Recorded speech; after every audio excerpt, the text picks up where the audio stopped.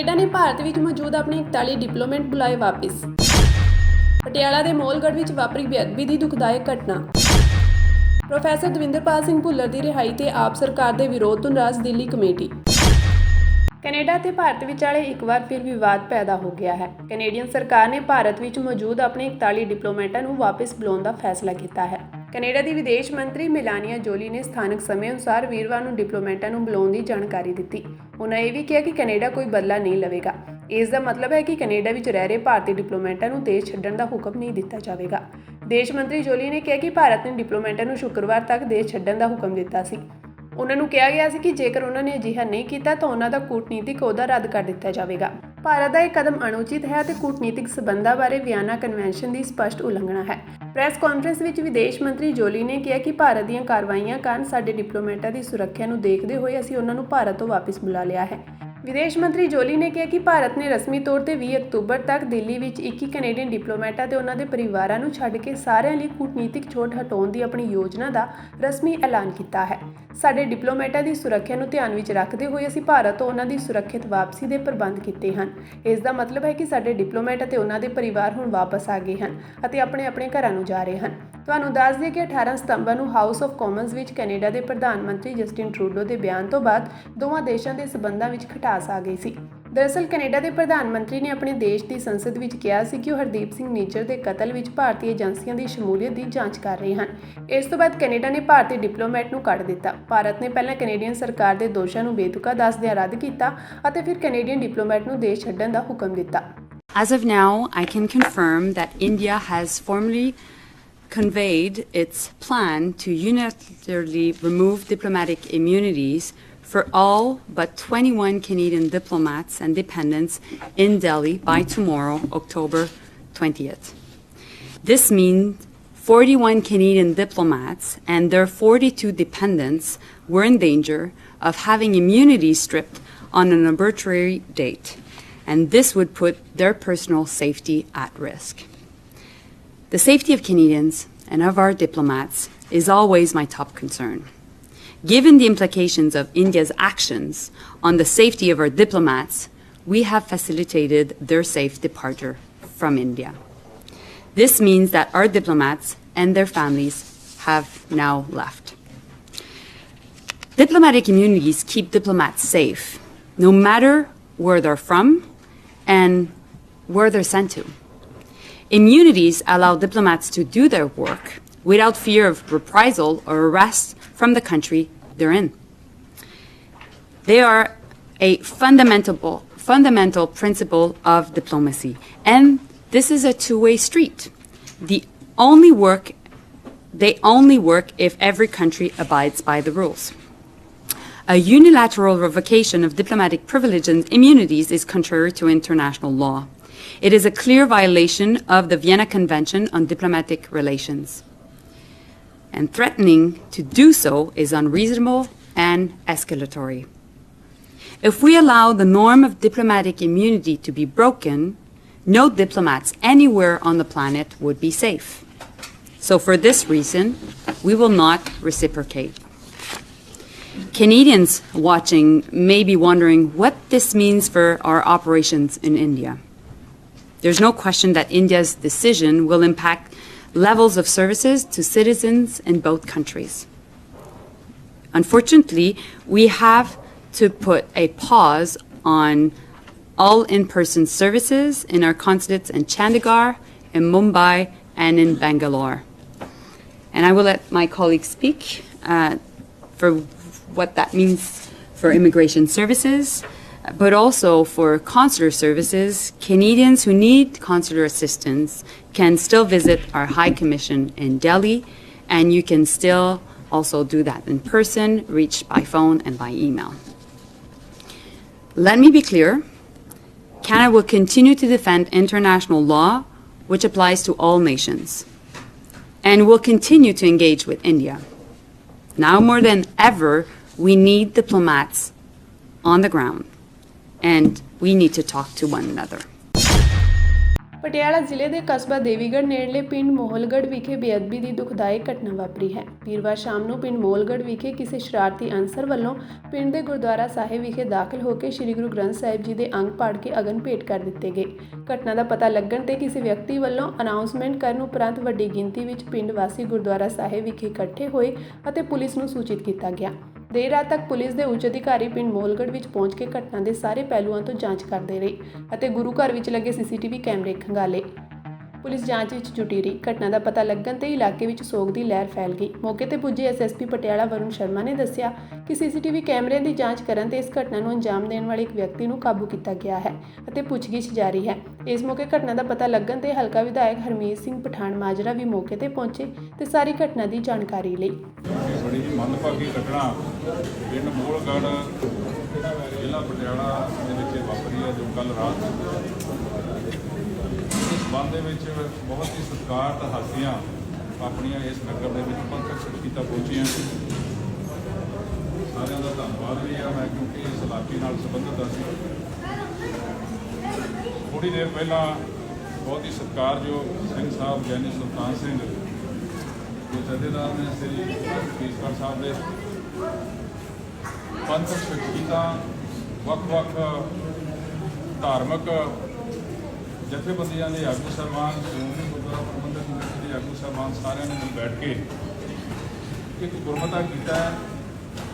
ਜਿਵੇਂ ਭਾਈ ਨਿਸ਼ਾਨ ਸਿੰਘ ਹੋਰਾਂ ਨੇ ਤੁਹਾਨੂੰ ਥੋੜ੍ਹੀ ਜਿਹੀ ਜਾਣਕਾਰੀ ਦਿੱਤੀ ਵੀ ਹੈ ਕਿ ਜੋ ਇਹ ਅਵਗਿਆ ਹੋਈ ਹੈ, ਇਹਦੇ ਅਸੀਂ ਸਮਝਦੇ ਹਾਂ ਸਾਰਿਆਂ ਨੇ ਗੁਰਮਤਾ ਕਰਕੇ ਫੈਸਲਾ ਕੀਤਾ ਹੈ ਕਿ ਇਹਦੇ ਵਿੱਚ ਜੇ ਤਾਂ ਕਮੇਟੀ ਬਣੀ ਹੁੰਦੀ ਤਾਂ ਕਮੇਟੀ ਨੂੰ ਦੋਸ਼ੀ ਬਣਾਇਆ ਜਾਂਦਾ, ਕਿਉਂਕਿ ਕਮੇਟੀ ਨਾ ਹੋਣ ਕਰਕੇ ਸਾਰੇ ਪਿੰਡ ਨੂੰ ਇਸ ਅਵਗਿਆ ਵਾਸਤੇ ਦੋਸ਼ੀ ਗਿਣਿਆ ਗਿਆ। ਉਹਦੇ ਵਾਸਤੇ ਸਿੰਘ ਸਾਹਿਬ ਕਹਿ ਕੇ ਗਏ ਆ, ਹੁਣ ਕਰਕੇ ਗਏ ਆ ਕਿ ਸਾਰਾ ਪਿੰਡ, ਹਰ ਘਰ ਦਾ ਜਾਂ ਕਹਿ ਲਵਾਂ ਜਾਂ ਨੁਮਾਇੰਦਾ ਜਿਹੜਾ ਮੁਖੀ ਆ ਜਿਹੜਾ, ਉਹ ਸ਼੍ਰੀ ਅਕਾਲ ਤਖ਼ਤ ਸਾਹਿਬ ਤੇ ਪੇਸ਼ ਹੋ ਕੇ ਇਹ ਜਿਹੜੀ ਅਵਗਿਆ ਹੋਈ ਆ ਉਹਦੀ ਮਾਫੀ ਮੰਗੇ ਤੇ ਨਾਲ ਦੇ ਨਾਲ ਜਿਹੜਾ ਉਹ ਦੋਸ਼ੀ ਆ ਜਿਹਦਾ ਕੋਈ ਕਰਮ ਕੀਤਾ, ਪ੍ਰਸ਼ਾਸਨ ਨੂੰ ਤਾੜਨਾ ਕੀਤੀ ਆ, ਸਰਕਾਰ ਨੂੰ ਤਾੜਨਾ ਕੀਤੀ ਆ।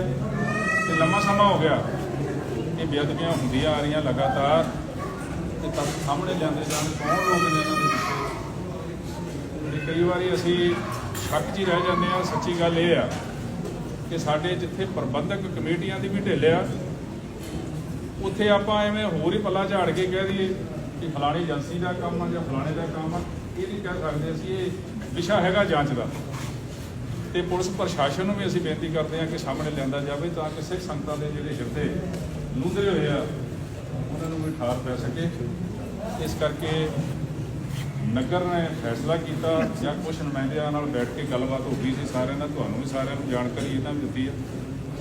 ਦਾਸ ਵੀ ਦੱਸਣਾ ਕਰਦਾ ਕਿ 22 ਤਰੀਕ ਦਿਨ ਐਤਵਾਰ ਪਿੰਡ ਦੇ ਵਿੱਚੋਂ, ਹਰ ਘਰ ਦੇ ਵਿੱਚੋਂ ਇੱਕ ਸਿਆਣਾ ਵਿਅਕਤੀ ਜੋ ਜ਼ਿੰਮੇਵਾਰ ਹੈ, ਤੁਸੀਂ ਸਾਰੇ ਇਕੱਠੇ ਹੋ ਕੇ ਸ਼੍ਰੀ ਅਕਾਲ ਤਖ਼ਤ ਸਾਹਿਬ ਦੇ ਸਨਮੁਖ ਹੋ ਕੇ ਆਪਣੀ ਖਿਮਾ ਜਾਚਨਾ ਕਰੋ। ਉਸ ਤੋਂ ਉਪਰੰਤ ਕਿਉਂਕਿ ਅੱਜ ਫੈਸਲਾ ਇਹ ਵੀ ਹੋ ਗਿਆ ਨਾਲ ਕਿ ਮਹਾਰਾਜ ਦੇ ਸਰੂਪ ਜੋ ਇੱਥੇ ਬਿਰਾਜਮਾਨ ਨੇ ਉਹ ਇੱਥੋਂ ਲੈ ਜਾਏ ਜਾਣਗੇ, ਗੁਰਦੁਆਰਾ ਦੂਖਨ ਸਾਹਿਬ ਵਿਖੇ ਸੁਸ਼ੋਭਿਤ ਕੀਤੇ ਜਾਣਗੇ।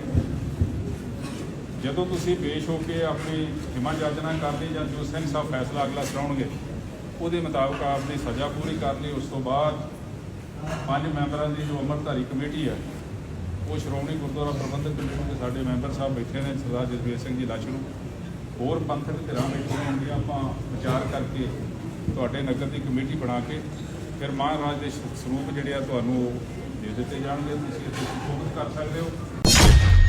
ਬੀਤੇ ਕੱਲ੍ਹ ਬੰਦੀ ਸਿੰਘ ਪ੍ਰੋਫੈਸਰ ਦਵਿੰਦਰਪਾਲ ਸਿੰਘ ਭੁੱਲਰ ਦੀ ਸਮੇਂ ਤੋਂ ਪਹਿਲਾਂ ਰਿਹਾਈ ਤੇ ਦਿੱਲੀ ਸਰਕਾਰ ਨੇ ਵਿਰੋਧ ਜਤਾਇਆ ਸੀ। ਇਸ ਤੋਂ ਬਾਅਦ ਸਿੱਖਾਂ ਵਿੱਚ ਭਾਰੀ ਰੋਸ ਹੈ। ਦਿੱਲੀ ਕਮੇਟੀ ਨੇ ਇਸ ਵਿਸ਼ੇ ਤੇ ਪ੍ਰੈਸ ਕਾਨਫਰੰਸ ਕਰਕੇ ਆਮ ਆਦਮੀ ਪਾਰਟੀ ਤੇ ਵੱਡੇ ਇਲਜ਼ਾਮ ਲਾਏ ਹਨ। ਉਹਨਾਂ ਕਿਹਾ ਕਿ ਆਮ ਆਦਮੀ ਪਾਰਟੀ ਜਾਣਬੁੱਝ ਕੇ ਸਿੱਖਾਂ ਨਾਲ ਧੱਕਾ ਕਰ ਰਹੀ ਹੈ, ਜਾਣਬੁੱਝ ਕੇ ਸਿੱਖਾਂ ਨੂੰ ਦਬਾਇਆ ਜਾ ਰਿਹਾ ਹੈ।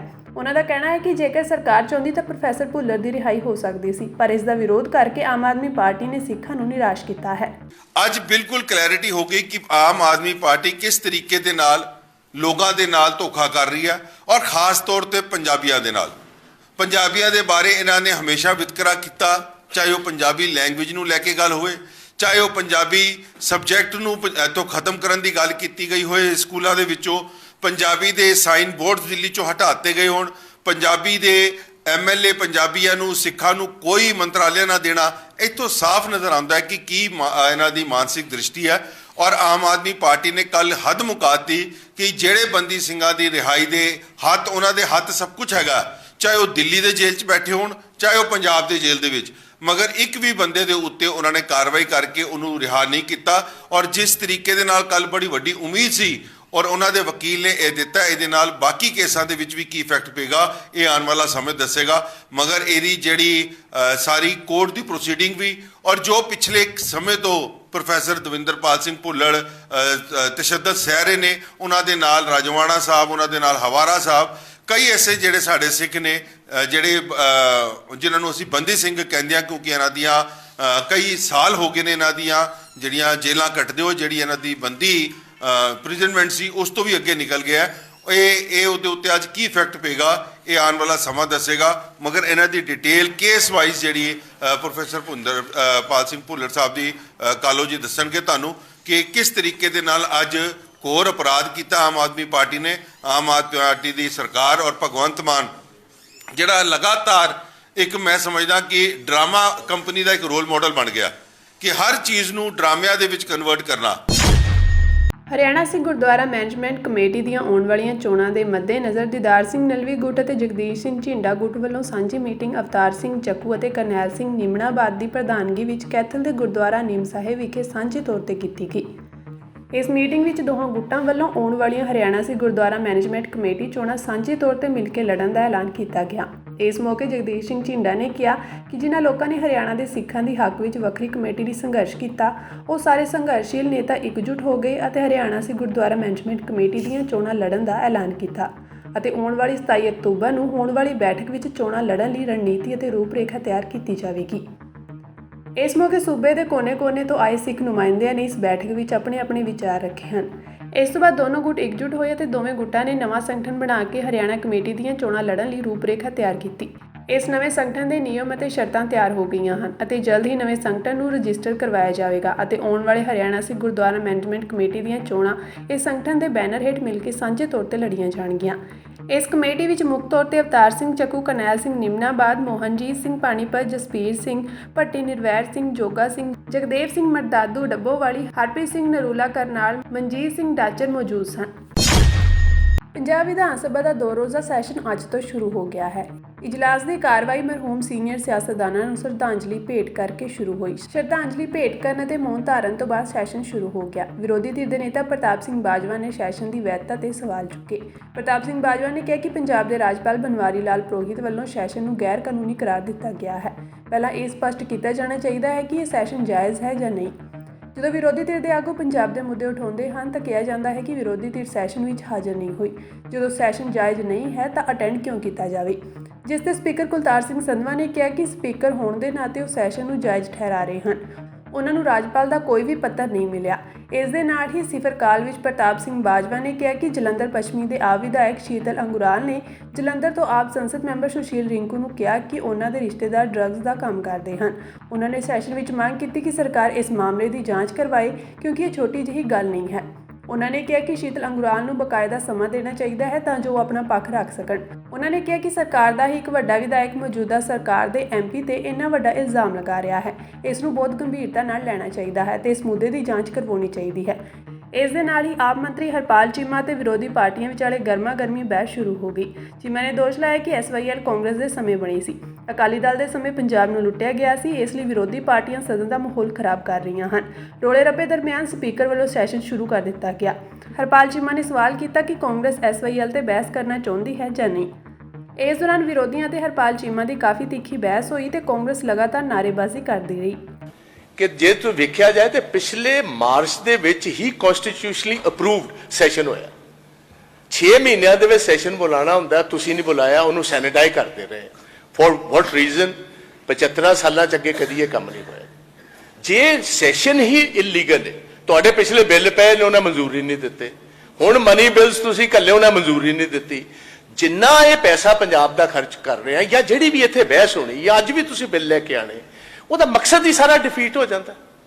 Is it not better what the governor suggested ਕਿ ਤੁਸੀਂ ਘੱਟ ਤੋਂ ਘੱਟ ਨਵੇਂ ਸਿਰੋਂ ਸੈਸ਼ਨ ਬੁਲਾਓ, ਨਾ ਅਜੇ ਤੱਕ ਤੁਸੀਂ ਦੱਸ ਸਕੇ ਹੋ is it a part of the monsoon session or winter session? तो उन्होंने भी ये गल मेरी सर एक मिनट सुन लो, मेरी सुन लो, उन्होंने भी ये गल कही है कि तुम नवे सिरों मंजूरी दो, मैं देने तैयार हाँ, सारे बिल्स भी रेटिफाई हो जाएंगे, सारा हाउस भी रेटिफाई। हुण साडी मजबूरी की एज ओपोजिशन पंजाब दे विच बहुत वड्डे मुद्दे, उन्हां मुद्दिआं नूं नहीं लैके आंदे, लोग कहंदे तुसीं सैशन क्यों नहीं अटेंड कीता। सैशन तां सानूं पता नहीं लीगल है कि इलीगल है, governor says it's illegal. Number 1 sir बहुत इंपॉर्टेंट गल है, अज SYL शार आ गए साडी, ਉਹਦੇ ਉੱਤੇ ਕਿਰਪਾ ਕਰਕੇ ਦੱਸੋ ਕੋਈ ਤੁਸੀਂ ਬਹਿਸ ਰੱਖੀ ਹੈ ਜੀ, ਕਿਉਂਕਿ ਤੁਹਾਡੇ ਆਪਣੇ ਹੀ ਬੜੇ ਇੰਪੋਰਟੈਂਟ ਮੈਂਬਰਸ ਆਫ ਪਾਰਲੀਮੈਂਟ ਜਿਹੜੇ ਪੰਜਾਬ ਨੂੰ ਰਿਪਰੈਜ਼ੈਂਟ ਕਰਦੇ। ਤੁਸੀਂ ਬੈਠੋ, ਆਪਾਂ ਡਿਸਕਸ ਕਰ ਲੈਂਦੇ ਆ। ਇੱਕ ਮਿੰਟ ਸਰ, ਐਵਰੀਥਿੰਗ ਵਿਲ ਮੇਰੀ ਇੱਕ ਸੈਕਿੰਡ ਸਰ, ਇੱਕ ਮਿੰਟ ਬਾਜਵਾ ਜੀ, ਤੁਸੀਂ ਹੁਣ ਮੇਰੀ ਬੇਨਤੀ ਸੁਣ ਲਓ। ਜਿਹੜਾ ਸਦਨ ਤੁਹਾਡੀ ਗੱਲ ਆ ਗਈ ਹੈ, ਜਿਹੜਾ ਪ੍ਰਸ਼ਨ ਕਾਲ ਹੁੰਦਾ ਹੈ ਇਹ ਬੜਾ ਸੈਕਰੋਸੈਂਕਟ ਹੈ। 0 ਆਵਰ ਦੇ ਵਿੱਚ ਤੁਸੀਂ ਬੜੀਆਂ ਇੰਪੋਰਟੈਂਟ ਗੱਲਾਂ ਕਰਨੀਆਂ ਕਰ ਲਿਓ, ਆਪਾਂ ਕਰ ਲਈਏ ਜੀ ਪ੍ਰਸ਼ਨ ਕਾਲ। ਠੀਕ ਹੈ, ਬੈਠੋ ਤੁਸੀਂ, ਆਪਾਂ ਡਿਸਕਸ ਕਰ ਲੈਂਦੇ ਜੀ, ਆਪਾਂ ਡਿਸਕਸ ਕਰ ਲੈਂਦੇ ਜੀ। ਪਲੀਜ਼ ਤੁਸੀਂ ਹੁਣ ਬੈਠੋ, ਆਪਾਂ ਕਰ ਲੈਂਦੇ ਜੀ। ਤੁਸੀਂ ਹੁਣ ਬੈਠੋ, ਤੁਸੀਂ ਬੈਠੋ। ਸ਼੍ਰੀ ਸੁਖਵੰਦਰ ਸਿੰਘ ਕੋਟਲੀ, ਮੈਂ ਇੱਕ ਗੱਲ ਕਲੀਅਰ ਕਰ ਦੇਣੀ ਚਾਹੁੰਦਾ ਕਿ ਪੰਜਾਬ ਦੀ ਵਿਧਾਨ ਸਭਾ ਬਿਲਕੁਲ ਪੰਜਾਬ ਦੇ ਮੁੱਦਿਆਂ ਨੂੰ ਡਿਸਕਸ ਕਰਨ ਲਈ ਬਣੀ ਹੈ। ਬਿਲਕੁਲ ਕੋਟਕਪੂਰਾ ਵੀ ਡਿਸਕਸ ਹੋਵੇਗਾ, ਬਰਗਾੜੀ ਵੀ ਡਿਸਕਸ ਹੋਵੇਗਾ, ਸਭ ਕੁਝ ਡਿਸਕਸ ਹੋਵੇਗਾ। ਲੇਕਿਨ ਜੋ ਵਿਧੀ ਵਿਧਾਨ ਹੈ, ਜੋ ਪ੍ਰਸ਼ਨ ਕਾਲ ਹੈ, ਕੀ ਉਹਨੂੰ ਤੁਸੀਂ ਲੈਣਾ ਨਹੀਂ ਚਾਹੁੰਦੇ? ਤੇ ਫਿਰ ਸੁਣ ਲਓ, ਫਿਰ ਉਸ ਤੋਂ ਬਾਅਦ 0 ਆਵਰ ਤੇ ਕਰ ਲਿਓ, ਫਿਰ 0 ਆਵਰ ਤੇ ਕਰ ਲਿਓ। ਆਪਾਂ ਕਰ ਲੈਂਦੇ। ਅਗਰ ਸੈਸ਼ਨ ਹੋ ਰਿਹਾ ਹੈ,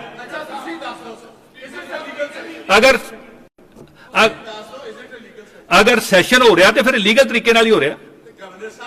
ਆਪਾਂ ਡਿਸਕਸ ਕਰ ਲੈਂਦੇ ਆ। ਆਪਾਂ ਉਹਨਾਂ ਦੀ ਗੱਲ ਵੀ ਡਿਸਕਸ ਕਰ ਲੈਂਦੇ ਆ, ਕਰ ਲੈਣੇ ਡਿਸਕਸ ਹੋ ਜਾਏਗੀ। ਤੁਸੀਂ ਪਲੀਜ਼ ਬੈਠੋ। ਫਿਰ ਸਪੀਕਰ ਦੇ ਤੌਰ ਤੇ ਚੇਅਰ ਇਸ ਸੈਸ਼ਨ ਨੂੰ ਲੀਗਲ ਮੰਨਦੀ ਹੈ। ਬੈਠੋ, ਇਹ ਡਿਸਕਸ ਕਰਾਂਗੇ। ਮੇਰੇ ਕੋਲੇ ਗਵਰਨਰ ਦੀ ਕੋਈ ਕਮਿਊਨੀਕੇਸ਼ਨ ਨਹੀਂ ਆਈ ਹਲੇ ਤੱਕ, ਮੇਰੇ ਕੋਲ ਗਵਰਨਰ ਦੀ ਕੋਈ ਕਮਿਊਨੀਕੇਸ਼ਨ ਨਹੀਂ ਆਈ। ਜਦ ਇਹ ਤੁਹਾਡੇ ਕੋਲੇ ਆ ਗਈ ਹੋਣੀ ਹੈ, ਮੇਰੇ ਕੋਲੇ ਕੋਈ ਨਹੀਂ ਆਈ। ਜਦੋਂ ਤੱਕ ਮੇਰੇ ਕੋਲ ਨਹੀਂ ਆਈ ਮੈਂ ਨਹੀਂ ਕੁਝ ਕਰਾਂ। ਚਲੋ ਤੁਸੀਂ ਹੁਣ ਬੈਠੋ, ਤੁਸੀਂ ਬੈਠੋ, ਠੀਕ ਹੈ। ਕੀ ਤੁਸੀਂ SYL ਤੇ ਬਹਿਸ ਨਹੀਂ ਕਰਨਾ ਚਾਹੁੰਦੇ? ਇਹ ਨੂੰ ਡਿਸਕਸ ਕੀਤਾ ਜਾਵੇ। ਕਿਉਂ ਤੁਸੀਂ ਬਹਿਸ ਤਾਂ ਨਹੀਂ ਕਰਨਾ ਚਾਹੁੰਦੇ? ਕਿਉਂਕਿ ਤੁਹਾਡੀ ਸਾਬਕਾ ਪ੍ਰਧਾਨ ਮੰਤਰੀ ਇੰਦਰਾ ਗਾਂਧੀ ਦੇ ਸਮੇਂ SYL ਨਿਕਲੀ ਆ। ਤੁਹਾਡੀ ਜਦੋਂ ਹੋਂਦ ਵਿੱਚ ਆਈ ਆ, ਮਿਸਟਰ ਬਾਜਵਾ ਜਦੋਂ ਹੋਂਦ ਵਿੱਚ ਆਈ ਆ, ਉਸ ਸਮੇਂ ਕਾਂਗਰਸ ਪਾਰਟੀ ਦਾ ਰਾਜ ਸੀਗਾ। ਉਸ ਸਮੇਂ ਤੁਹਾਡੇ ਸਾਬਕਾ ਮੁੱਖ ਮੰਤਰੀ ਕੈਪਟਨ ਅਮਰਿੰਦਰ ਸਿੰਘ ਨੇ ਚਾਂਦੀ ਦਾ ਟੱਕ ਲਾ ਕੇ ਉਹਦਾ ਉਦਘਾਟਨ ਕੀਤਾ ਸੀਗਾ। ਤੁਸੀਂ ਕੀ ਬੋਲੋਗੇ? ਤੁਸੀਂ ਕਿਹੜੇ ਮਸਲੇ ਤੇ ਬੋਲੋਗੇ? ਮਿਸਟਰ ਬੈਠ ਜਾਓ। ਪੰਜਾਬ ਨੂੰ ਪਤਾ ਕਿ ਪੰਜਾਬ ਦੇ ਅੰਦਰ ਕਾਂਗਰਸ ਪਾਰਟੀ ਨੇ ਲੋਕਾਂ ਦਾ ਕਾਣ ਕੀਤਾ, ਪੰਜਾਬ ਨੂੰ ਬਰਬਾਦ ਕੀਤਾ। ਤੁਸੀਂ ਲੋਕਾਂ ਨੇ ਪੰਜਾਬ ਦਾ ਪਾਣੀ ਤੁਸੀਂ ਵੇਚਿਆ। ਆ ਬੈਠਾ ਦੂਜੇ ਪਾਸੇ ਅਕਾਲੀ ਦਲ ਵਾਲੇ, ਉਹਨਾਂ ਨੇ ਹੋਟਲ ਬਣਾਏ ਨੇ। ਤੁਸੀਂ ਕਿਹੜੇ ਬੋਲੋਗੇ? ਤੁਸੀਂ ਕਰੋ ਬਹਿਸ, ਆਓ ਬਹਿਸ ਕਰੋ। ਇੱਥੇ ਤੁਹਾਡੇ ਪੱਲੇ ਹੀ ਕੱਖ ਨਹੀਂ ਹੈਗਾ, ਤੁਹਾਡੇ ਪੱਲੇ ਹੀ ਕੱਖ ਨਹੀਂ ਹੈਗਾ। ਮਿਸਟਰ ਬਾਜਵਾ, ਚੇਅਰ ਨੂੰ ਐਡਰੈਸ ਕੀਤਾ ਜਾਵੇ। ਤੁਸੀਂ ਦੋਸ਼ੀ ਹੋ ਪੰਜਾਬ ਦੇ, ਤੁਸੀਂ ਪੰਜਾਬ ਦਾ ਪਾਣੀ ਵੇਚਿਆਗਾ, ਤੁਸੀਂ ਲੋਕਾਂ ਨੇ ਪੰਜਾਬ ਨੂੰ ਬਰਬਾਦ ਕੀਤਾਗਾ। ਬੋਲਣ ਨੂੰ ਮੈਂ ਸਾਰੇ ਮਾਨਯੋਗ ਮੈਂਬਰ ਸਾਹਿਬਾਨ ਨੂੰ ਬੇਨਤੀ ਕਰਦਾ ਕਿ ਚੇਅਰ ਨੂੰ ਐਡਰੈਸ ਕੀਤਾ ਜਾਵੇ। ਪੰਜਾਬ ਦੇ ਹਜ਼ਾਰਾਂ ਹੀ ਨੌਜਵਾਨ ਮਾਰੇ ਗਏ, ਚੇਅਰ ਨੂੰ ਐਡਰੈਸ ਕੀਤਾ ਜਾਵੇ। ਕਾਂਗਰਸ ਪਾਰਟੀ ਦੇ ਕਾਰਨ ਮਾਰੇ ਗਏ, ਸਿੱਖਾਂ ਦੇ ਕਤਲੇਆਮ ਹੋਇਆ ਦੇਸ਼ ਦੇ ਅੰਦਰ। ਚੇਅਰ ਨੂੰ ਐਡਰੈਸ ਕੀਤਾ ਜਾਵੇ।